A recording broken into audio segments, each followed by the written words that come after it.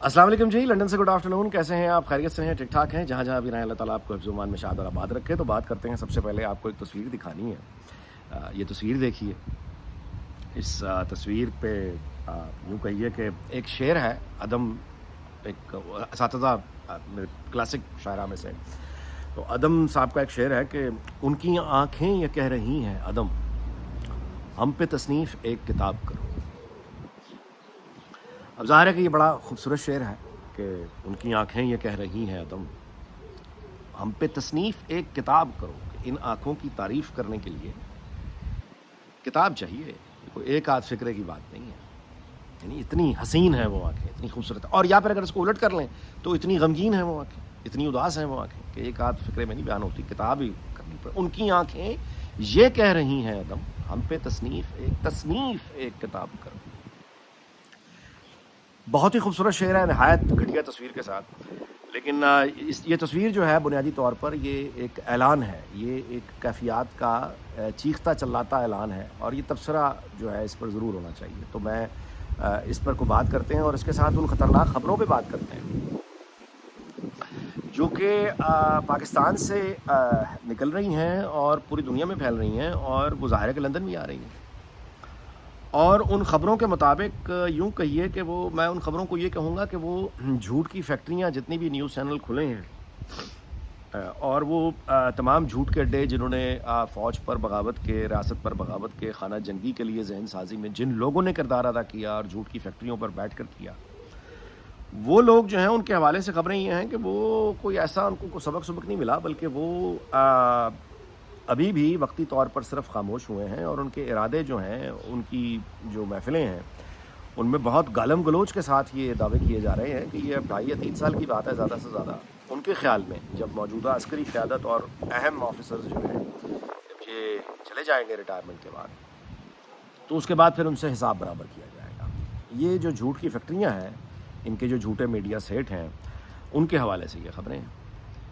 تو اس پر کرتے ہیں بات، لیکن پہلے یہ تصویر دیکھیے. اچھا، اب اگر آپ نے اردو، یہ تصویر ظاہر ہے کہ عارف علوی عمران خان کا نوکر، بد نصیبی سے جو صدر رہا پاکستان کا، بد نصیب کہانی ہے اس میں. ایک چہرہ یہ بھی اضافہ ہے. اور اس کے ساتھ محمد بن سلمان ظاہر ہے کھڑے ہیں. اب یہ آدمی جو ہے عارف علوی، یہ ظاہر ہے کہ جاتے جاتے گالیوں کے سائے میں جا رہا ہے، اور جاتے جاتے بھی اس نے مزید گالیاں سمیٹنا مناسب سمجھی اور اپنے پورے اہل خانہ کے ساتھ سرکاری خرچ پہ یہ حج کرنے چلا گیا. یہاں مولانا طارق جمیل کبھی نہیں کہے گا کہ سرکاری پیسے سے یہ جو غریب عوام، یہ جو سسکتے ہوئے بچے ہسپتالوں میں، وہ مریض جن کے لیے بستر دستیاب نہیں ہے، ان کے بستروں کے، ان کی دوائیوں کا پیسہ ان کے جہازوں میں جاتا ہے. تو مولانا طارق جمیل کبھی اس پہ کچھ نہیں کہے گا، خاموش رہے گا. وہ کہے گا نہیں بڑا ثواب ہوتا، بڑا ثواب ہوتا. اینی وے، تو عارف علوی یہ جو بغیرت، یہ جو جس بغیرتی سے یہ کھڑا ہوا ہے. اب اگر آپ اردو کے محاوروں کو سمجھنا چاہتے ہیں تو ایک محاورہ ہوگا، آپ نے سنا ہوگا کہ کسی کے چہرے سے خوشامد کا ٹپکنا. خوشامد کا ٹپکنا. اچھا، اب اس کو سمجھانا بڑا مشکل ہے. یعنی آپ کسی کو ویسے سمجھانا چاہیں کہ خوشامد ٹپکتی کیسے ہے چہرے سے، تو بڑا مشکل ہے، کیونکہ خوشامد کو پانی کی طرح چیز تو ہے نہیں دکھا سکیں آپ. چہرے سے ٹپکنا مشکل ہے. تو یہ تصویر عارف علوی کا چہرہ دیکھیے، تو آپ کو یہ مثال میں بتا رہا ہوں کہ اس محاورے کا مطلب یہ ہوتا ہے. یعنی جب اس طرح کا آدمی کا چہرہ ہو جائے، جیسا آپ اس کا دیکھ رہے ہیں، تو اس کو کہتے ہیں خوشامد کا چہرے سے ٹپکنا. اچھا، لیکن یہ صرف خوشامد نہیں ہے، اس میں کھسیانہ پن بھی ہے، اس میں خجالت بھی ہے، اس میں ذلالت بھی ہے، اس میں منت اور سماجت بھی ہے. اچھا، اس کا پس منظر کیا ہے کہ عارف علوی بھی جانتا ہے کہ یہ عمران خان کا نوکر ہے، اور محمد بن سلمان بھی جانتا ہے کہ یہ عمران خان کا نوکر ہے.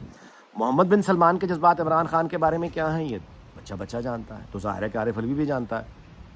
تو اب اس محمد بن سلمان سے یہ اپنے، یعنی عہدہ صدارت کے آخری دنوں میں اب یہ جو ہاتھ ملا رہا ہے، اس کے جو دل کے اندر کی خواہش ہے کہ محمد بن سلمان اس کا کوئی ذاتی دوست بن جائے اور اس کے صدر بننے کے بعد بھی اس سے رابطے میں رہے، وہ خواہش بھی آپ کو اس کے دانتوں میں نظر آ رہی ہے، اس کی مونچھوں میں نظر آ رہی ہے. تو وہ مکار قسم کی جو ایک خوشامد ہوتی ہے، مکاری کے ساتھ، اور خجالت اور کھسیانہ پن. یہ خجالت اور کھسیانہ پن اس لیے ہے کہ یہ جانتا ہے کہ یہ چور ہے، یہ عمران خان کا نوکر ہے. اس کو یہ بھی پتا ہے کہ محمد بن سلمان بھی جانتا ہے کہ یہ عمران خان کا نوکر ہے. تو یہ خجالت اور کھسیانہ پن اس وجہ سے ہے. اچھا، اب مجسم آپ نے دیکھا کہ اس کے چہرے سے یعنی خوشامد بھی ٹپک رہی ہے، کھسیانہ پن بھی ٹپک رہا ہے، شرمندگی بھی ٹپک رہی ہے، مکاری بھی ٹپک رہی ہے. اور یہ ساری چیزیں مل کے اس کے چہرے کو ایک نشانہ عبرت بنا دیتی ہیں، عبرت کا ایک نشان بنا دیتی ہیں۔ اللہ تعالیٰ نے ہر صورت کو تخلیق کیا اور بہت خوب تخلیق کیا ہے۔ یہ اس کی بنائی ہوئی یعنی چہرے کی بات میں نہیں کر رہا، یہ انسان کا جو باطن ہے، یعنی اس کا جو ضمیر، اس کا جو اصل کردار ہے، وہ اس عمر میں خاص طور پہ جا کے پوری زندگی چونکہ گزار لی ہوتی ہے، تو پھر اس عمر میں جا کے یہ اس کے اندر کی خباثت جو ہے یہ اس کے چہرے پر وہ لاتا ہے۔ تو یہ عارف علوی کے چہرے پہ جو آپ یہ دیکھ رہے ہیں، یہ سب جو خوشامد اور خجالت، یہ چونکہ اس کا باطن ہے، یہ اس کا ضمیر ہے، یہ اس کی روح ہے، یہ اس کے اثرات ہیں جو اس کے چہرے سے اس وقت نمایاں ہیں، اور خوشامد ٹپکا رہا ہے یہ آدمی اپنے چہرے سے، اپنے دانتوں سے خوشامد۔ اس کی آنکھیں دیکھیں کتنی اس وقت ذلالت سے بھری ہوئی اس کی آنکھیں لگ رہی ہیں۔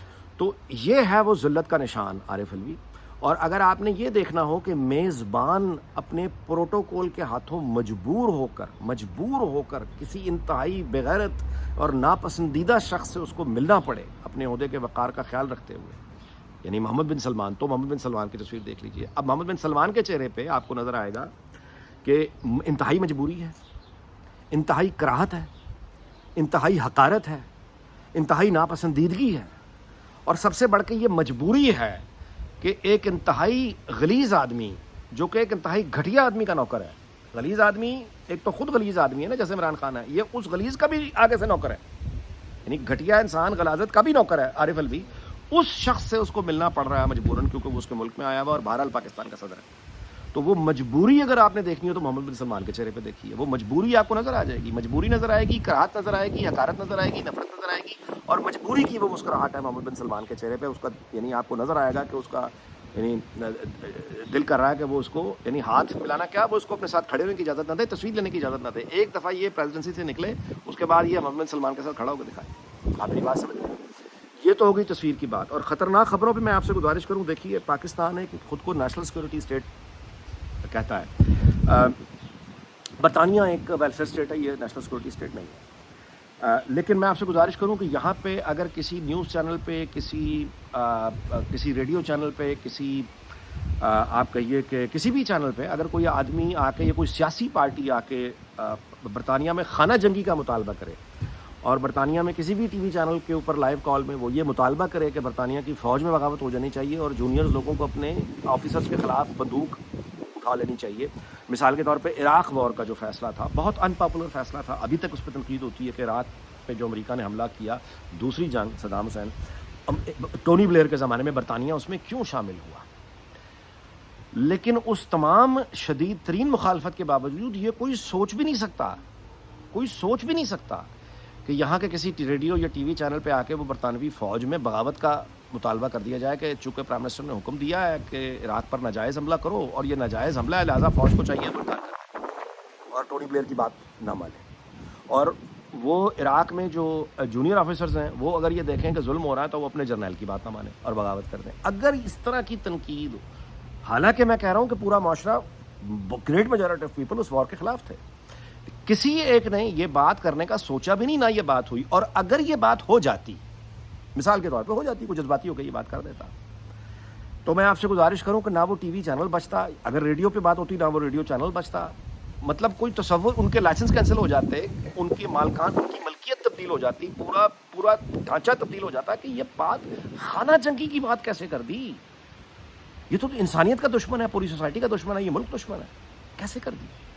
تو ویلفیئر اسٹیٹ میں یہ ممکن نہیں ہے۔ لیکن جو سیکورٹی اسٹیٹ خود کو کہلاتی ہے پاکستان، جو دفاع کہتے ہیں کہ جی ہمارا دفاع ہمارا سب سے بڑا مسئلہ ہے، لہٰذا ہم نے صحت کو بھی کمپرومائز کر دیا، تعلیم کو بھی کمپرومائز کر دیا، خوشحالی کو، ہمیں صرف دفاع پہلے کرنا ہے، زندہ رہیں، یہی ہے نا پاکستان کا۔ اچھا، تو وہ دفاع کے نام پہ جو نیشنل سیکورٹی اسٹیٹ ہے، وہاں پہ ARY کے اوپر بغاوت کی اپیل ہوتی ہے، اور وہاں پہ جو نیوز چینل آپریٹ کرتے ہیں پاکستان میں، ہر چینل کے پاس ایک سیکورٹی کلیئرنس کا ہونا ضروری ہے۔ سیکورٹی کلیئرنس ہوتی ہے جو ایجنسیز کرتی ہیں، وہ سیکورٹی جو کلیئرنس ہوئی بھی تھی ARY کی، اس لائسنس کو منسوخ کر دیا گیا۔ بالکل ٹھیک فیصلہ تھا، بالکل جائز فیصلہ تھا، بالکل 100% ہونا چاہیے، لیکن سندھ ہائی کورٹ نے بحال کر دیا، ARY آج تک چل رہا ہے۔ سندھ ہائی کورٹ کے کسی جج کی کیا مجال ہے، حیثیت ہے؟ اس کا مطلب ہے کہ سسٹم کے اندر اس طرح کی قبولیت آج تک موجود ہے۔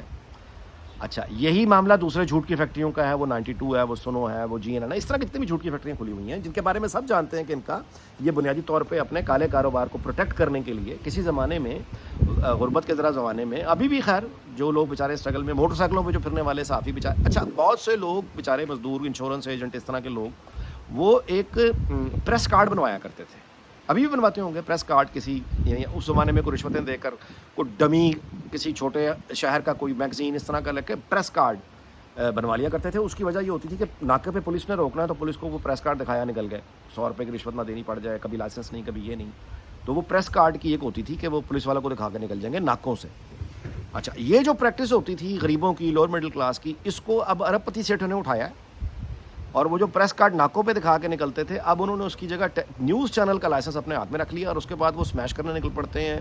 اس کے بعد فوڈ والے ہوں, پولیس والے ہوں, کوئی بھی ان کا جو اصل میں کاروبار ہے ناجائز قبضے زمینوں پہ کرنے ہیں تو پولیس کی ظاہر ہے پولیس روکے گی تو اس کو ڈرانا ہے, ججوں کو ڈرانا ہے, تو وہ اپنے کالے کاروبار کے لیے انہوں نے وہ نیوز چینلز کے لائسنس اپنے ہاتھ میں پکڑے ہوئے ہیں جو یہ پوری سوسائٹی کو اسمیش کرتے ہیں. جھوٹ کی فیکٹری ہیں ساری. دیکھیں ان لوگوں نے ابھی تک ہر کسی کو انہوں نے چھوڑا نہیں, انہوں نے صرف ایک چیز تھی, وہ تھی آئی ایس آئی اور فوج جس کے خلاف انہوں نے یہ چپ رہتے تھے, وہ کام انہوں نے کر دیا ہے. ذہن سازی انہوں نے کی ہے 9 مئی کے لیے, اس کے بعد یہ کنڈیم اس طرح سے نہیں کر رہے. وہ لوگ جنہوں نے ذہن سازی کی کہ بغاوت کرو, ڈسپلن توڑ دو, خانہ جنگی کرا دو, وہ لوگ آزاد ہیں, کوئی ان کو ابھی تک پرابلم نہیں ہے اور وہ ساری جھوٹ کی فیکٹریاں آج تک چل رہی ہیں. اچھا, ان کو خون کا ذائقہ لگ گیا ہے, آپ میری بات سمجھ رہے ہیں. جو انٹچیبلز تھے انہوں نے ان پر مطلب راکس پتھراؤ کیا ہے, جو انٹچیبل تھے ان پر پتھراؤ کیا. اور now what they are seeing is کہ they can get away with it. اب آپ مجھے بتائیے کہ یہ جتنے جھوٹے نیوز کی یہ ایئر وائے ہو یا کوئی ہو, اب چونکہ انہوں نے بغاوت کی اپیلیں کی ہوئی ہیں اور اس کے باوجود ان کو بند نہیں کر سکا, تو یہ جھوٹے نیوز چینل جو ہیں یہ کل کو کسی سول افسر کی کیا ان کے سامنے حیثیت ہوگی جب ان کا رپورٹر, ان کے بلیک میلر اینکر جا کے کس وقت یہ ایل ڈی اے, یہ سی ڈی اے, اس طرح کے لوگوں کو دھمکائیں گے ناجائز قبضوں کے لیے, تو یہ کہیں گے او بھائی ہم نے تو sitting chief of army staff کی ایسی کی تیسی کر دی, ہم نے تو آئی ایس آئی چیف کی ایسی کی تیسی کر دی, ہم نے تو بغاوت کی اپیلیں کروا دیں, ہم نے تو خانہ جنگی کی اپیلیں کروا دیں, ہم نے تو فوج پر حملے کر دیے, اس کے باوجود ہم بچے ہوئے. We can get away with, اگر اس کے ساتھ وی کین گیٹ اوے تو we can get away with everything and anything you can think of. تو اچھا, دوسری جو باتیں سننے میں آ رہی ہیں وہ یہ کہ یہ جھوٹے فیکٹری کی یہ کہہ یہ رہے ہیں کہ یہ سرکاری افسر جو ہیں عسکری قیادت یہ کب تک ہوں, کب تک اور کتنا وقت اور گزار لیں گے, 2.5 سال 3 سال, کوئی 4 سال, کوئی 5 سال. تو ہم نے تو وہ ادارے بنا لیے ہوئے, یہ ایک دفعہ نکلے صحیح, اس کے بعد ان کے خلاف جھوٹے پروپیگنڈے کی وہ ان کے ساتھ حساب برابر کرنا جس کی انتہا کوئی نہیں. یہ میں ویلاگ اس بات پہ ختم کر رہا ہوں کہ اگر یہ سوچ رہا ہے نا کوئی سول انتظامیہ میں یا ریاست کے کسی ادارے میں کہ یہ ٹھیک ہو گئے ہیں اور اب یہ نوکر بن گئے ہیں اور یہ اب باز آ جائیں گے, آپ بہت بڑی بھول کر رہے ہیں, بہت بڑی بھول کر رہے ہیں. ان کے منہ کو خون کا جو ذائقہ لگ گیا ہے بغاوت کا, چس جو ان کو آ گئی ہے بغاوت کی باتیں کر کے, خانہ جنگی, یہ اب صرف خاموش ہو کے اپنے وقت کا انتظار کریں گے اور جیسے ہی ریٹائرمنٹس ہونا شروع ہوں گی یہ جہاں بھی نقصان پہنچا سکیں گے یہ پہنچائیں گے, پروپیگنڈے کی صورت میں, ضلالت کی صورت میں, جھوٹی خبروں کی صورت, یہ چھوڑیں گے نہیں. یہ اس وقت مار کھا کے بیٹھے ہیں, اپنے ٹائم کا انتظار کر رہے ہیں. اگر آپ کو اتنی بڑی تعداد میں نیوز چینل ہی چاہیے, میرے سمجھ سے باہر ہے کیوں چاہیے, لیکن اگر چاہیے نئے لوگوں کو کھڑا کر دیں, نئے گروپس کو کھڑا کر دیں, وہ اپنے نئے چینلز لے کر آ جائیں گے, وہ ممکن ہے کہ آپ سے لائل رہیں. یہ لوگ جو ہیں یہ اب لائل, حجاب ایک دفعہ اٹھنا ہوتا ہے جی, وہ اٹھ گیا. وہ جو عہد و پیمان ہوتے ہیں وہ, یعنی طلاق جو ہے آپ یوں کہیے, وہ جو ایک شادی کتنی بھی بری ہو چلتی رہتی ہے, لیکن جب طلاق کہہ دی جائے اور گواہ بنا کے زمانے کو طلاق ہو جائے, کہہ دی جائے ایک دفعہ, پھر واپس وہ چیز واپس نہیں آتی, وہ رشتہ دوبارہ پھر وہ کبھی واپس نہیں ہو سکتا. تو اگر یہ ملٹری اسٹیبلشمنٹ یا کوئی ایجنسی سوچتی ہے تو ان کا پرانا والا تعلق بحال ہو جائے گا ان جھوٹ کی فیکٹریوں سے, یہ سارے ایئر وائے, GNN, یہ 92 وغیرہ. آپ نے پھر کچھ, میرا خیال ہے کہ میں بڑی معذرت سے کہتا ہوں کہ پھر آپ کو بات سمجھ نہیں آئی کہ یہ آفت, یہ سانپ ہیں کیا, آپ کو معلوم ہی نہیں. تو اس دعا کے ساتھ بہرحال کہ خانہ جنگی سے ہم محفوظ رہیں اور خانہ جنگی اور بغاوت پر اکساتے ہوئے یہ لوگ جو ہے یہ کبھی کامیاب نہ ہوں, کیونکہ اگر یہ کامیاب ہوگا تو کچھ بھی نہیں بچنا. اس دعا کے ساتھ کہ اللہ تعالیٰ پاکستان اور اس کے تمام ہمسایوں کو شاد اور آباد رکھے. اگلے ویلاگ میں آپ سے ملاقات ہوگی, اجازت چاہتا ہوں, اللہ حافظ.